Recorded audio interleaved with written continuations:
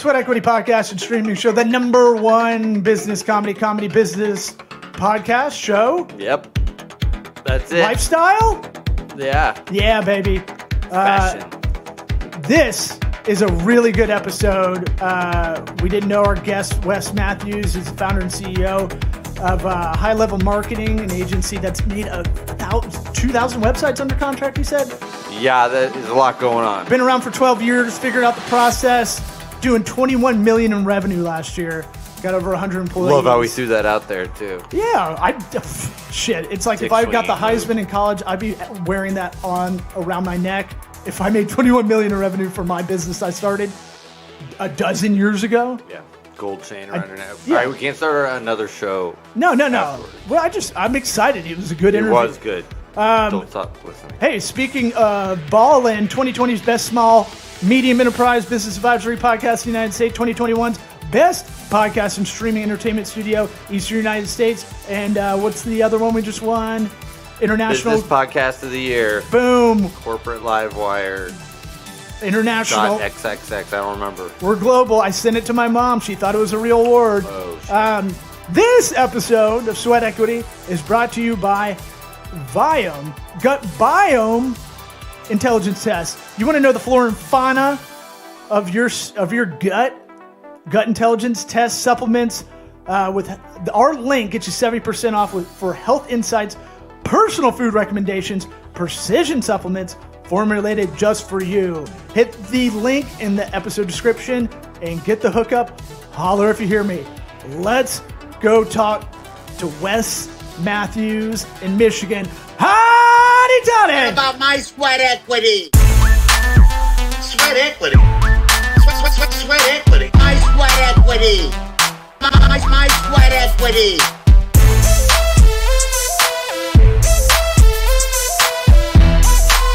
Sweat equity. What about my sweat equity?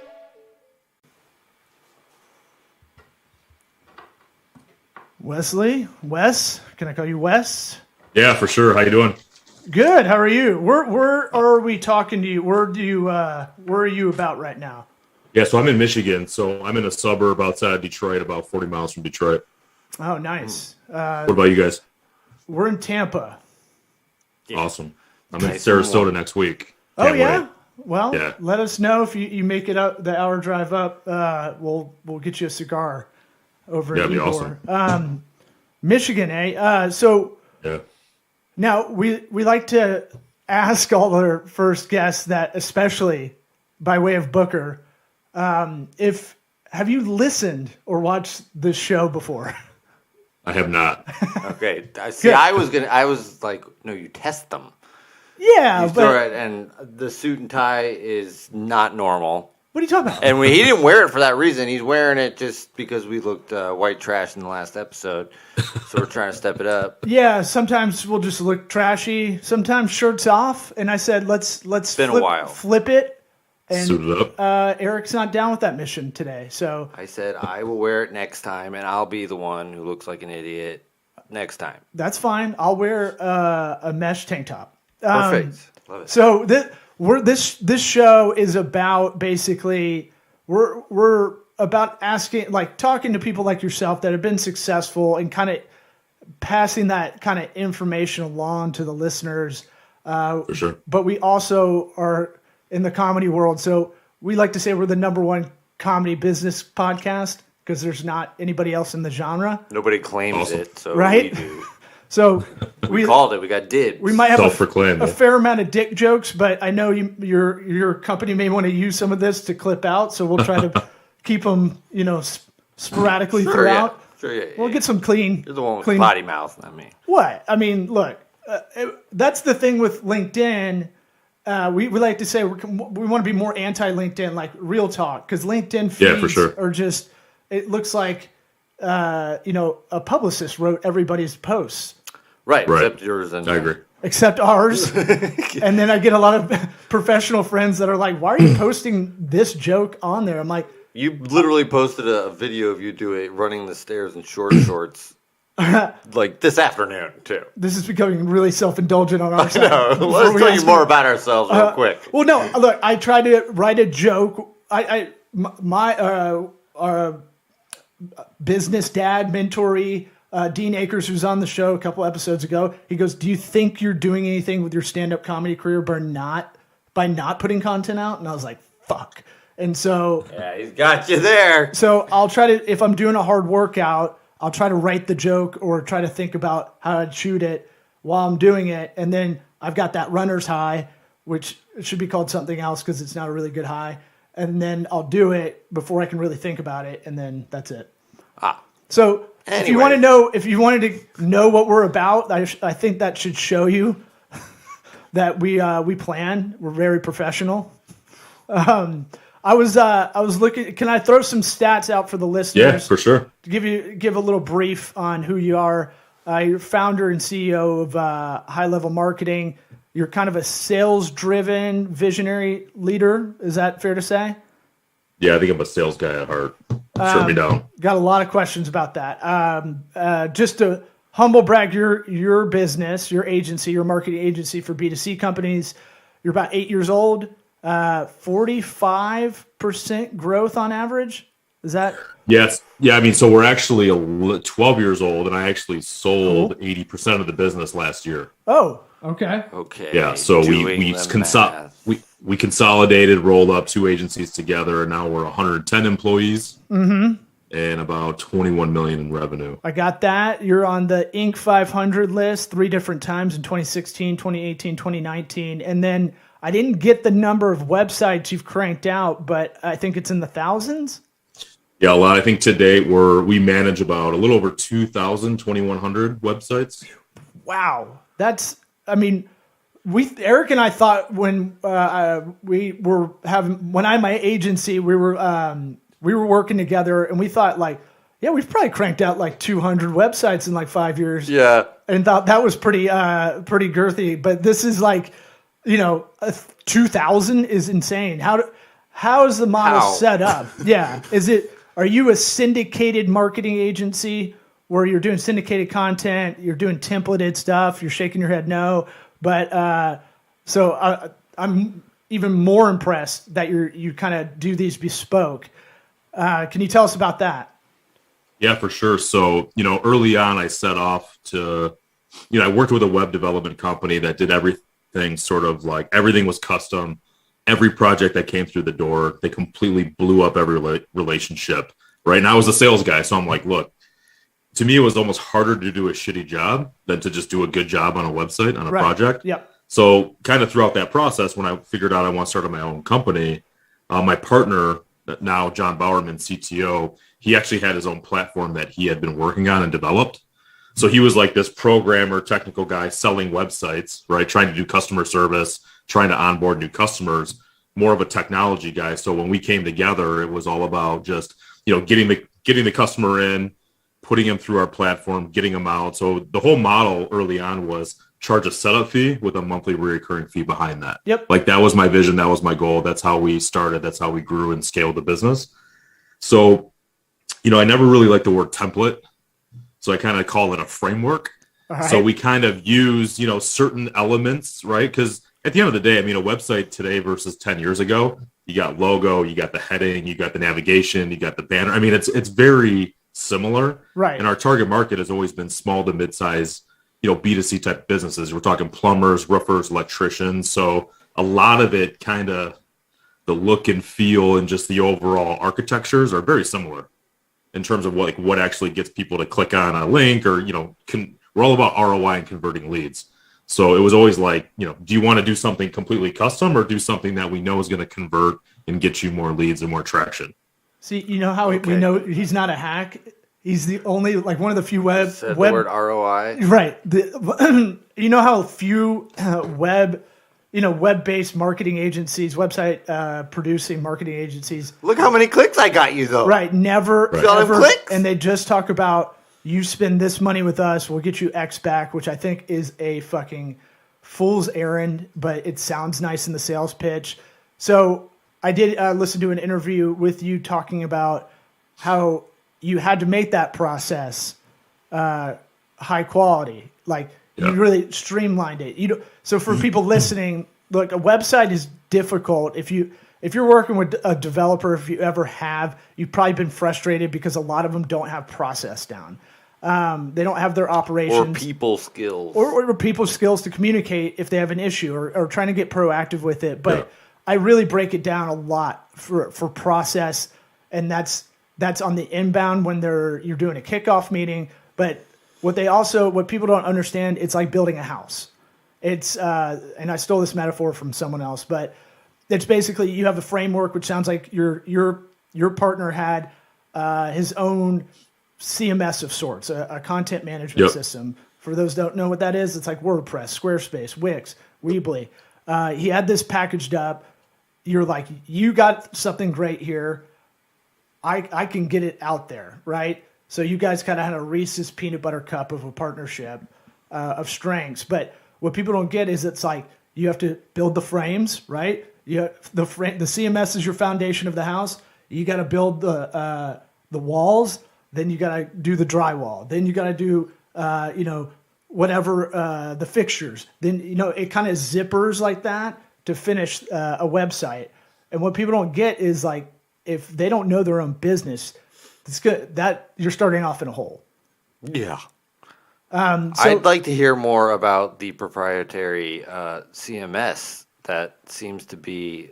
Yeah. So if you rewind back to like 2008, Joomla was probably like our biggest competitor, right? And Joomla, for nobody that knows what that is, the interface is difficult to work with. You have to be like a full stack developer to operate that platform. So my partner and I, it was like, we had developed something that like my mom could use to update a website. So the actual platform is called MICE, MYCE, and the acronym is Manage Your Content Easily. So it was sort of like that open door, like, we can build you a website, and then also if you want, you can manage it yourself. And we knew that customers were not going to manage it themselves, but just giving them the ability to think that 24 hours a day, they can log into their website and make any edits, changes, modifications that they can. However, I had a full staff back at the office that would make any change for the customers, like a value add, or, we could charge hourly if we wanted to. So it was sort of a win-win. It was sort of like that, hey, like you can kind of control your website. However, like you have this really great company behind.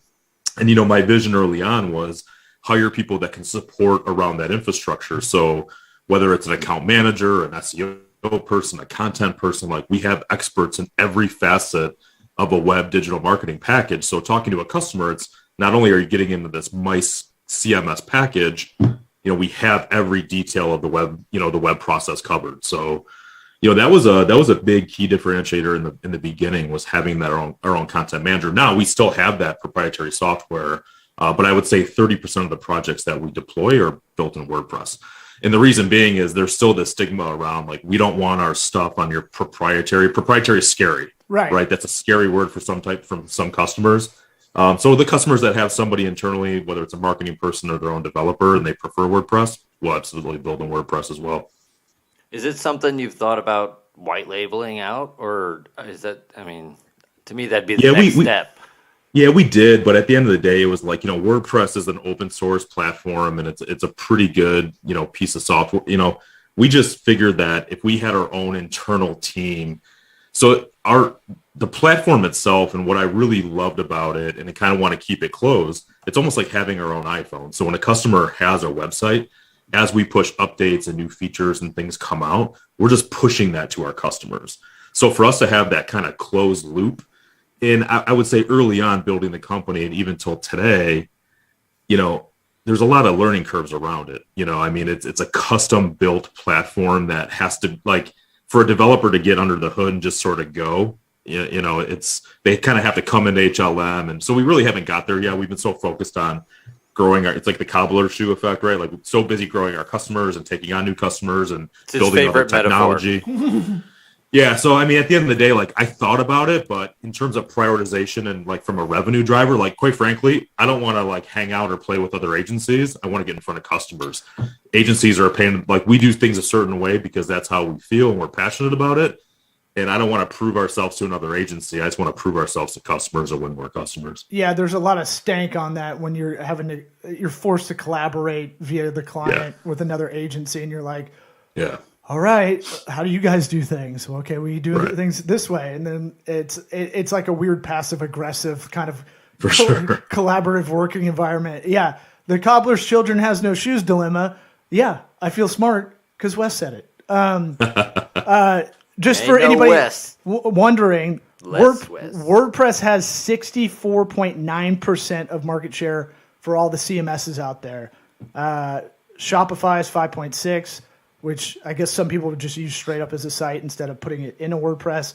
Joomla still rocking at 3.2, then Squarespace. Kicking, still beating us. Yeah, and so the thing with WordPress, and a lot of people get stuck there and using it, it's because they're familiar with it. It was the leader back in the day. It was like the first like kind of drag and droppy, not kind of, but like easy website maker for a lot of people. Yeah. I mean, I will say, I know you poo-pooed the idea of hanging out with other agencies. I could speak for Law when I say we're always looking for something that encompasses everything. And I didn't get a chance to look at the reporting side of things that you guys offer. But so that's, just having those all in one spot and it's there for, what it is unbelievably. We're in a so that piece is really what's interesting is our reporting. It's our dashboard. So I think the CMS not so much, but the component of the dashboard. So I think what's kind of interesting with this whole story is like I'm a very transparent guy. I'm a relationship guy. So when I talk to a customer, I want to set the right expectations and really give them transparency around, look, here's what we're going to do. Here's what we're striving for. I was very communicative in the organization to say every customer that comes in through the door, we need to have a North Star. So when we use Salesforce, there was a mission statement on every client. Like, what is the client trying to accomplish? We would do business with, say, 50 plumbers. They all want something different, right? Some want to be ranked on the front page. Some need X amount of leads per month. It was all different. But I really challenge people to ask the question to understand, like, why are we doing business? What makes sense? So I think one of the biggest challenges as any agency faces is, as a sales individual, how do you know if this is going to work, right? If you sell a plumber, you guys are in Florida, say Tampa, and you sell a plumber for SEO, local service, and you're a sales guy, you have no idea if it's going to work. Zero idea, right?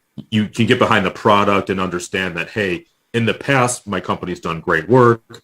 So that was a challenge within our organization because, salespeople go out and preach the, gospel of like, you're going to just kill it. You're going to have rankings everywhere. The reality is it's like, it's not going to work for everybody. Some blah, blah, blah. Like it depends. A lot of it has to depend on, where the client's ranking, what's been done up until that point. So long story short, we created a technology that can scan that URL to really spit out the outcome to say, look, if you're looking to rank in these certain areas, or if you're looking for X amount of leads or opportunities, we can run this URL through the scanner and it'll spit out the outcome. So what's nice about that, it actually gave our salespeople tangible information to go out and now stand behind and say, look, if we do business, this is what we can provide.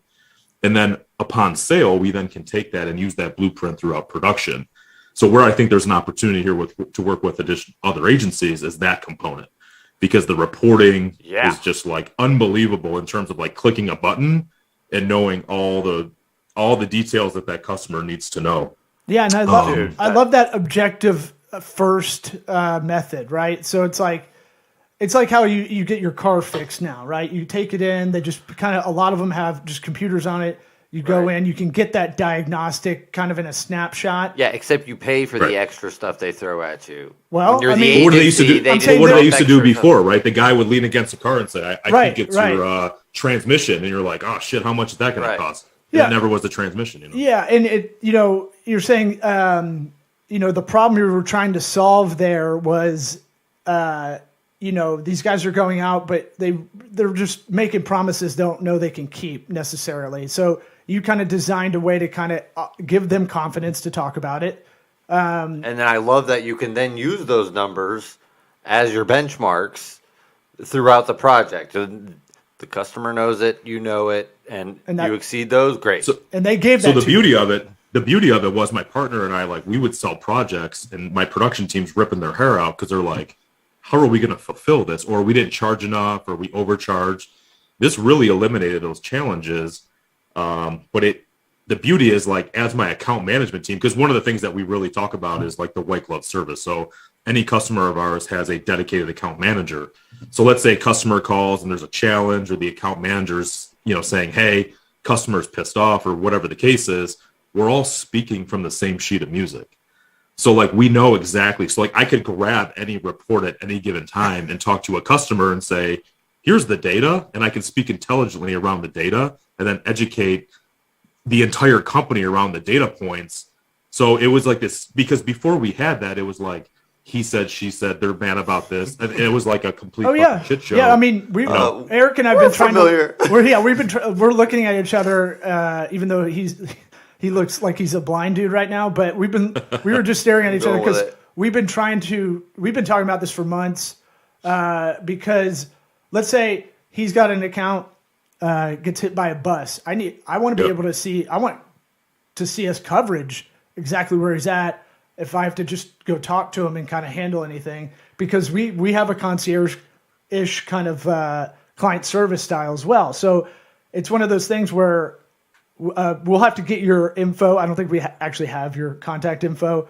It's because it was through the booker, but we might have to get it for this reporting method, because we're in reporting hell too. That was another thing that piqued our interest. It was nice. It was almost like, I'm a big analogy guy, but imagine like I'm the web doctor, right? And when there's a problem, I'll say, show me the report. Like I want to see your blood work. You can make all these assumptions and say, I think this is going on, that's going on.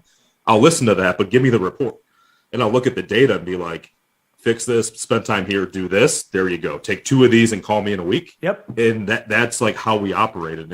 It just really, that was like that catalyst that really helped us just spike and retain, because I think at the end of the day, customers, whether you're selling a website or any widget, it's just having an honest conversation with the customer and saying, look, we're looking at the same data. This is the goal we're trying to achieve. This is the work we've been doing. Let's just talk about it and review every 90 days, right? And if we're either getting closer to the goal or we're not, but at least we're being transparent and we're on the same page and looking at the same things. I literally made that same analogy about reporting. I was like, I want to have some kind of standardized report that we're working on where it's like a doctor making rounds, right? That first page is a snapshot, tells you the vitals, right? Tells you everything right there. And then if you need to dig deeper, it'll be right behind it. Let's say you print it out. But like, I totally agree with that, because there's so many variables with digital that people don't understand. And you can't touch any of it.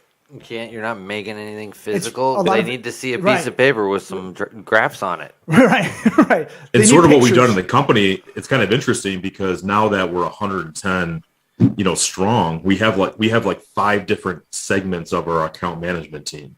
So we have like our accounts that spend, over 5,000 a month. Right. And then certain buckets, right? And then I think as you scale up, it's just the account managers have deeper knowledge and they can understand the vitals more, meaning they identify a problem, but then can offer solutions and actually implement a strategy behind it. So it's like, all this is a work in process, but I think we've used this method as kind of like the North Star of, it just helps kind of let everybody in the organization look at everything the same way with no ambiguity. Well, we're giddy that you figured it out, because I don't think there's a lot of y'all around the world, honestly. No, I kind of joke, like, we did a deal last year, we consolidated, we're in this new company. I'm like, we have all these great clients, we have all this great stuff going, but I'm like, the real asset of what we have is some of the technology we have behind the curtain. That's the real value. And we've kind of struggled with that. Honestly, as a company, like, are we a web company? Are we a tech company? It's all those things that we've talked about. We have a website as a service product now. We really, we want to create a solution for a customer where, if they're paying $5,000 to $15,000 up front, that's always a tough pill to swallow, right? I don't care how much money you do as a small business. So we just said, screw it. We'll just do a monthly payment and lock a customer in for 24 months and just kind of throw everything at it. So we've introduced that. We've had a lot of great success with it. Just give it like the perspective, like I think we did about 1.6 million of new business last month, like new web projects coming in the door. Nice. So like we have to have these reports because, it is a well-oiled machine coming into our, and I think that the beginning really helped us debate, argue, go through all these challenges to kind of create these really cool systems and processes that are sort of, if you do get hit by a bus, at least we have the data. And then you can train somebody on that data and continue on. It's a speed. Yeah. What- Two. That's the boat. You don't I'm remember getting Speed hit by 2? boats and Yeah, buses. you're gonna go on your cruise ship to A lot of work for Fire you coming Island. up, bud. Yeah, so I totally agree, and it's that thing of like was figuring out this process with the reporting with the production side. Is that was a necessity breeds innovation thing internally, correct? Yeah, it was a real entrepreneurial moment, right? I mean, I wish to say tell me like about we were, the moment where you got frustrated. I wish we were in a lab and we're doing all these tests, but what it was, my partner says, stop having sales selling these fucking projects with these expectations. And I said, fuck you, why don't you build something to fix it? Yeah. And he came back on Monday Way with to the turn tool. it around. It took you 23 minutes, but we got you to cuss. Nice. No, that wasn't the first time. Oh, really? But I mean, that was the This beauty of it. I mean, it was like a real conversation around, we both knew it was a problem. And how he reacts to things is he wants a challenge. And he was like, you know what? Let me see if I can fix it through technology. And he did. And I said, look, now when sales has to run through every deal. They need to run this through the tool, and then we'll sell to the tool. Now we can use it as a guide. So it was a win-win. I mean, and it worked really, really well. good template or framework for everything. Yeah, I think I've told people. Well, here, Go so ahead. why I did what I used to talk about early on. So I'm from Detroit, Michigan. So what's here? The manufacturing, the big three: Chrysler, GM, Ford. So what I was telling small businesses is, look, like you have Ford Motor Company who builds the F-150. Yep. You can get the shitty base one, you can get the luxury one, or you can get the Raptor, right? And that's essentially what we're doing. You have the framework, right? All the trucks come down the same thing. It's the difference of the leather, the suspension. And I mean, you can buy a 40, well, I don't know now, trucks, everything's so damn expensive, but like, let's say you could buy a $40,000 truck, or you can spend 110. What do you want to do? What are you trying to accomplish? Do you want to look cool in front of the chicks driving by a bar, or do you just want to get from point A to point B? And I think that's where we kind of take another step with a customer to say, what are you trying to accomplish, right? And you've scaled with your clients. It sounds like at a good trajectory. So like, just like the car metaphor, you might be in high school and you have a Ford Fiesta. Absolutely. But now you're 12 years later, you might be able to get that Lightning coming out, that new Ford truck. Yeah, a little loose on that metaphor. That's pretty good. Wes Pretty did a good. better job. Pretty solid. I just wanted to get Ford Fiesta in. Okay. Yeah. Work-life balance. You have 4 kids. Whoa. Yeah. Ford that I know of, yeah. Whoo, boy. Oh, man.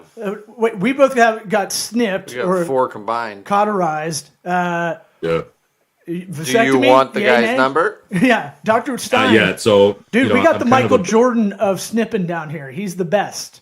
So I'm waiting to come see him. So half my friends, I hear like the horror stories, half are fine.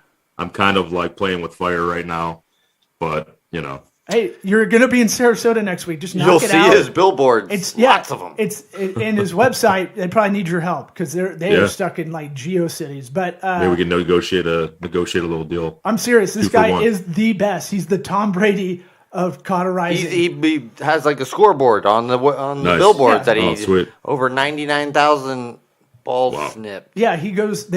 Dr. Stein goes to the Philippines on mission trips to give free vasectomies. It's wild. He's like, I'm so good. I'll do this on vacation. Wow. But 4 kids now. Work-life balance is always interesting to me. I think Eric as well with entrepreneurs. It's a delicate. How do you find your boundaries? What's your schedule like? If you can kind of summarize it. Yeah, for sure. So, I think early on when I set the company, I really came off, running the organization, like family's important. Like I'm going to go to my son's hockey game. I'm going to go to the school thing. Like that was always like a non-negotiable. I think I attracted and kept a lot of team members because they saw that, they believed it, and they felt comfortable that when they have a kid or like they can kind of do whatever they need to do. So as an entrepreneur, like I see some people like they're kind of grinding, banging their head against the wall, working 24 hours. Like I was always like, look, I'm going to, from the hours of like 7:30 to 5, like I'll grind, right? But what I've been doing lately is I kind of look at like work-life integration, right? Especially like working from, I'm at my home, COVID. What I do is I try to shut everything off at 5 o'clock till 9 o'clock. So what I actually did is I went to Amazon and I bought a $30 lockbox for my cell phone. And it's on my desk and I stick it in this little machine and it locks my phone and I can't touch it. So what I do, and I set it for 4 hours. So from 5 to 9, Monday through Thursday, I try to be present with my family. Like my son had hockey tonight. Then I came here to do the podcast. Like I just try to be, family's important to me. So I've actually looked at, I sleep 8 hours a night. There's like 5,824 available hours in a year. Mm-hmm. And 50% of those hours, I'm allocating that to my family. And I'm allocating 30% of my time to business efforts and 20% to myself. Like I try to work out. I try to just kind of do shit for myself. But that's always day to day. It's touch and go. I use that as a framework. Obviously day to day, it doesn't happen all the time. Yeah. But I think about it, right? I try to be intentional. I try to be present. It's hard, right? I mean, these things are good and bad, because you can get, people can get a hold of you or things happen. You get stuck in your email. But, I've just tried to work really hard just to focus and give them the time and attention because they're young. They're 12, 9, 9, and 7, and goes by fast. Yeah. I've been trying to work on that as well. Even I was having trouble. Even if I put everything away, I'm still thinking about work, and I have to now doing it in your mind. Right, like I'll do that next, and that'll be the next thing, and when and now I've really tried to hone in on just like cutting it off completely. And if I got to get up a little earlier to knock something out, that's what I'll do. But I wasn't being present. I was thinking about it in the same way. It's one of those things where it's like it's going to go by in a flash. It's the days are long and the years are short kind of thing. And so it sounds like you took the same method of a problem that you were having and really put almost your own scientific method to figuring out the solve for it, right? So, it's interesting that you had enough kind of self-awareness to go, I'm not good enough. I got to put this in a lockbox, right? What's crazy is, honestly, like my wife and I, it was kind of funny. Like we're looking at each other, we're like both on our phone, and we're like, man, all the kids want to do is play video games. They're attached to their devices. As my wife and I are talking, and we're both kind of like texting not even paying attention to each other. And I'm like, damn. And then when I actually got this box, it's the hardest thing to do. Like I noticed myself wanting to grab my phone so much. It's like this kind of addiction, and yeah. You know what I did too? Like I just, there's only so much time in the day. I think I turned 40 this past year, and like kind of with this deal with the company, I just kind of said, like none of this shit matters. Like I used to chase money early on. Like I wanted to make a bunch of money. Yeah. I had a certain number in my mind. Once I make this amount of money, I'm going to be so fucking happy. Well, I hit that number quickly, and I'm like, nothing happened. Like nothing changed. Yeah. And then it kind of kept going and kept going. I think once we started stopped chasing money as an organization, like all this stuff just started happening. And I started to think about, like, from a family perspective, like what matters, like, does it matter if I work harder to gain that extra client? Like we've already hit this critical, you know what I mean? It's at what point does it become, why am I chasing this? Yeah. Cause it's like this unfulfilled, provide for my family that I can't see. And it's like, I kind of, I've been fortunate and blessed that I've been able to hit that so I can provide for my family. And it's like, now it's just the only thing I can invest is myself and my time. Like I can't delegate myself or my own time to my family. At least I don't want to do it anyway. I think Wes should be our life coach. Yeah, we need you as a residency guest on this podcast. We will be respectful for time. We try to keep these to about 33 minutes. But if you can come back on, we had a lot more questions. Yeah, I would love to. Thank you so much. I really appreciate it. No, you're one of the best guests we've ever had. I think there's a lot more to talk about. We didn't even get to the sales stuff, your partnership stuff, acquiring a company or partnership company that you just worked out. We ask every guest the first time they're on this podcast, what advice would you give your 13-year-old self? Oh, man. Advice I'd give my 13-year-old self. Yeah, deep. We know. It'd be shut the fuck up and listen. Right. Okay. Nice. Yeah. Were you always trying to think of the next thing to say in conversations and just be brooding? And I felt like I always just thought like I had it. I always thought I had it figured out myself. Yeah. And I think like I'm not a reader. I'm an audiobook guy. Yeah. And I'm listening to this book right now by Dan Sullivan called Who Not How. I don't know if you've heard of it. It's an amazing book. I highly recommend it.